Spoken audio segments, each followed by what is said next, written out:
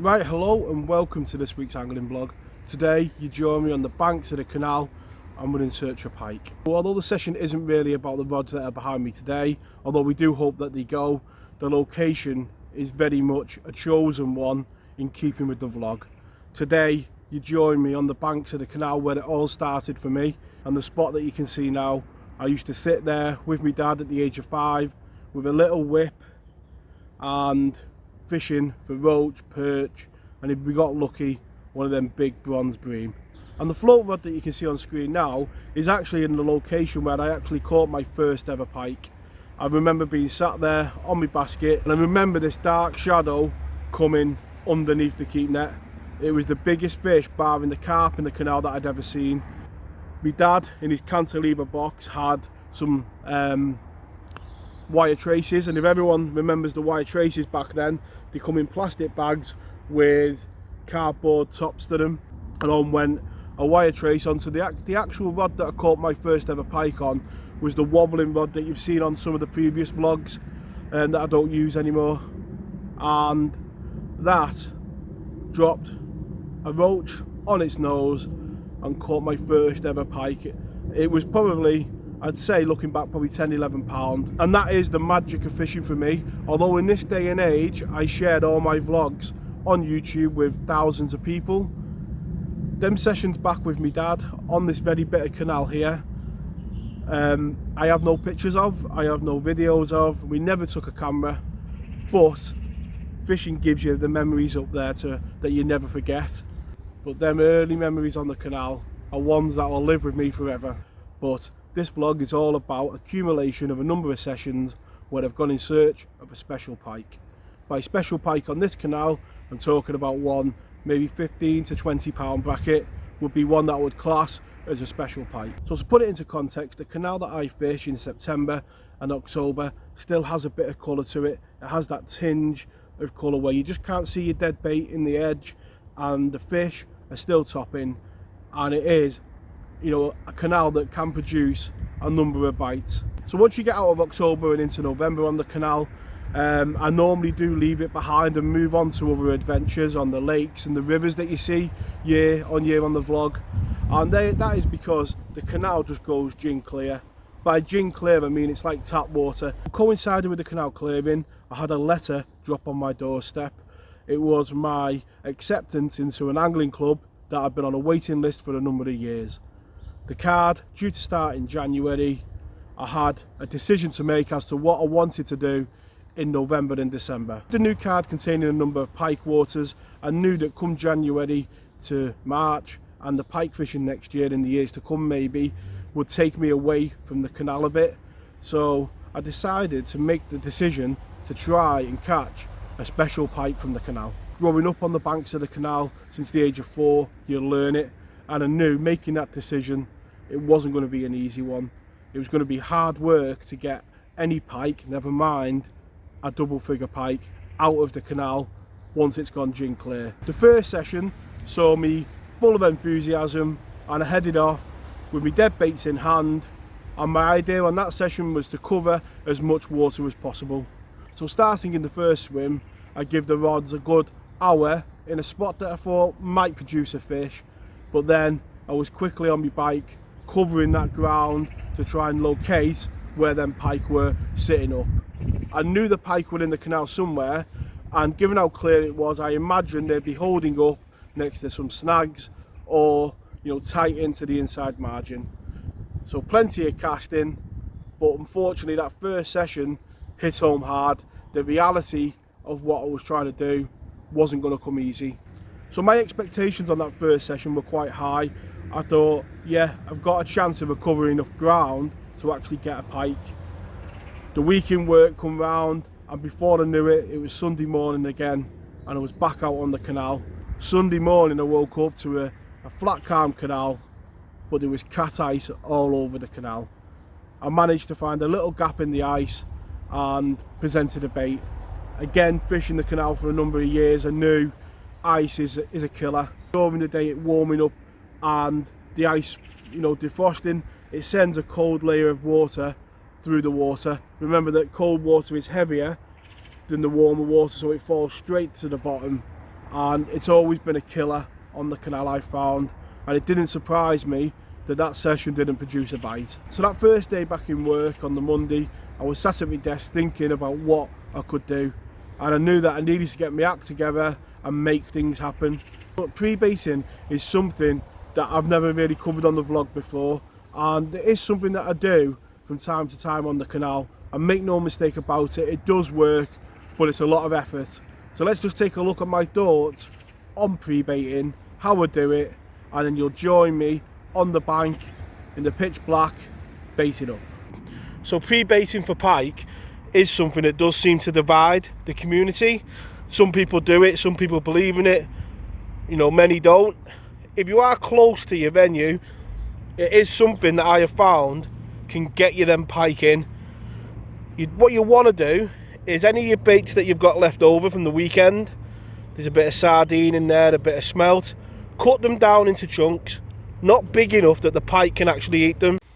So when you're actually putting the pre-bait in, don't put it all in the same area. You want to really spread it out.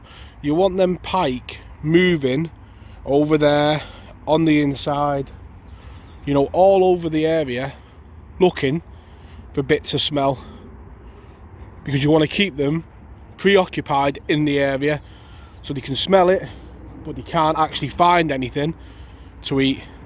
It is also a good tactic on your sessions to put some of it around your baits. If you're going to stay in the same spot all day, then it can be good. But like I say, just putting a few bits in, it really smells, and hopefully you know it's going to pay dividends in the end. I've just finished a day in work, an 8-hour shift, 6 o'clock at night. It's been a long day, but it's time to get out, put some bait on the spots. So coming out at any time of night is hard work, but after a day in work it can be grueling, and especially after Sunday. I was optimistic, I thought it could happen. I'd been putting the pre-bait in and I was confident, but as much as I wanted them floats to go, they remained still. The forecast for the weekend is actually for minus conditions. It's going down to -1. It's about 5 degrees in the daytime now. So up and down conditions are not filling me with confidence. Just gotta hope that all this effort pays off. Let's get the bait in and get home for tea. So that following week after that session, I continued to pre-bait the canal, dropping in the baits on a Tuesday and a Thursday. But after 3 sessions on the canal with the rods remaining static, I was beginning to lose a bit of hope. I was hoping to catch a double figure pike, remember, and I wasn't even getting a run off a jack or anything.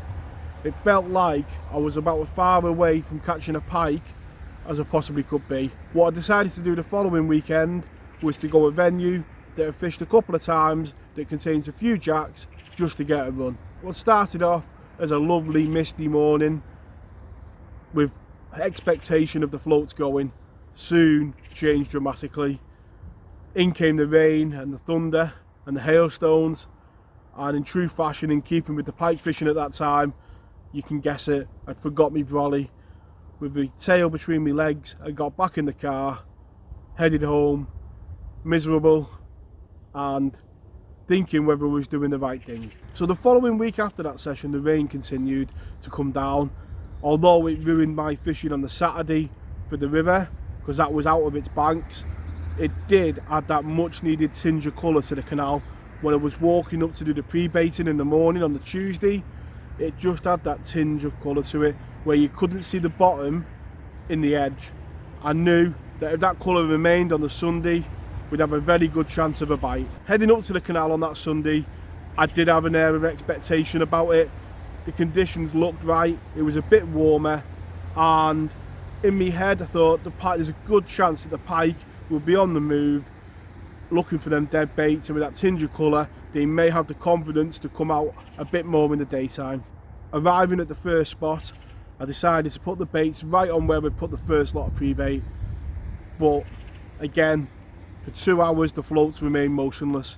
It was again time to get back on my bike and try spot number 2. Plenty of effort had gone in. I put the float rods out, and again for about 2 hours they remained motionless. I decided to try and get a bit of B-roll for the vlog, just of the float remaining motionless. So out come the phone, I walked down to the float and began recording. You can see it's motionless, like it had been all them sessions, but then the float came alive and began to move along the top. It baffles me at times with the filming on YouTube how, you know, things come together to happen at a certain moment. That float could have gone at any moment. I could have chose any moment on the last 4 sessions to record that float, but in that moment you got the transition from the float staying still to it moving off. A strong hard strike, I was into a solid pike, and at this point you're just praying it stays on. Up and down the canal, staying solid. Eventually it come up to the top and turned. As it did so, I knew straight away it was that special fish that we've been searching for. Slipping the net under the fish was a special time. I took a moment just to look at it in the net. All them hours of walking the canal, you know, fishing the sessions, standing in the rain trying to get just a run on that other venue, had all been worthwhile. We'd got what we'd come for, and all the effort worthwhile. 4 blanks on the bounce. We've come out today with my little girl. In fact, we've had 1 run in 3 hours, 18 pounds, 6 ounces.